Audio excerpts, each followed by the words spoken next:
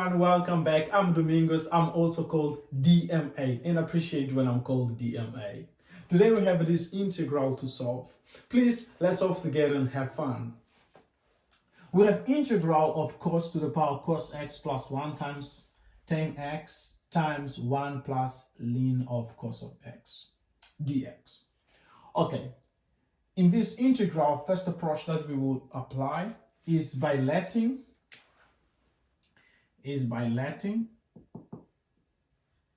cos x to the power cos x to be a variable t. We're not including plus 1, we're just letting this expression to be t.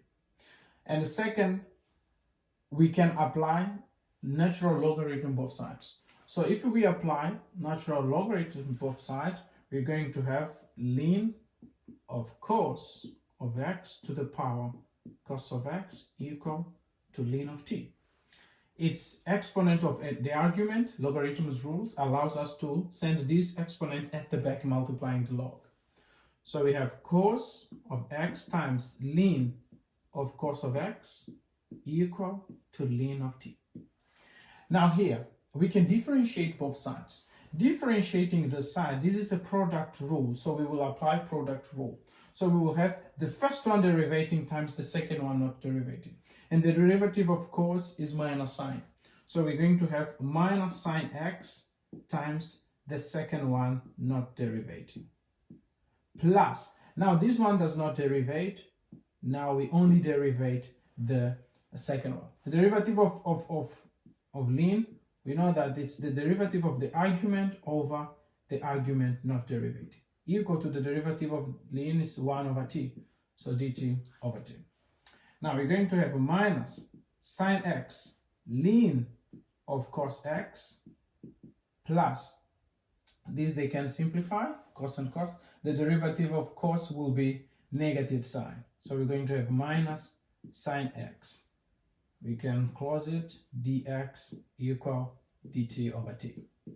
Now if we factorize minus sine, we're going to have minus sine x factor 1 plus ln of cos x dx equal to dt over t. So this expression, sine t, we don't have sine there. But if we don't have, what we can do? We can rewrite this expression. Let's just stop here. This expression, we can rewrite in the form of cos of x to the power cos of x plus 1 times tan is sine over cos. So we can say tan is sine of x over cos of x times that expression plus ln of cos of x dx. Now this cos is in the denominator. I can put on the numerator. Remember, we're not applying first this approach that we've just demonstrated. So we can say this is integral cos of x, then cos of x plus 1 times. This cos is in denominator. I can say it's cos x all to the power negative 1. Remember, it's not our cos, it's just cos to the power minus 1. Times sine of x 1 plus ln of cos of x dx. We have now this approach. If we check now, we're going to realize that they have the same base.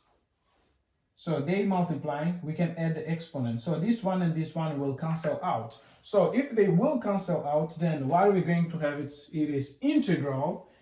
We keep the base cos of x, that's what we have, and we add the exponent. 1 and 1 cancel out, so we're going to have cos of x. Now times sine of the other part, this expression here, which is 1 plus ln of cos of x dx. Okay, perfect. That's what we have now. Now looking here, we have sine and this expression. This is negative, we don't have negative there, so we can multiply by negative 1 and we can put here the negative, not a problem. So we're going to have integral, this expression will let to be t, so we're going to have t times sine of whole that expression which is here, is going to be minus dt over t. This is what we have now. And then we can simplify t and t. We're going to have minus integral dt. And this is equal to minus t. But we were not giving our problem in respect of t, so we have to substitute back. So substituting back, what's the value of t? It is cos x to the power cos x. So it's going to be minus cos x to the power cos x plus c. This is our solution.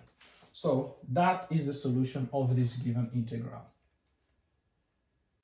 So if you enjoy, leave your like, your comment, subscribe, and most importantly, share with your friends.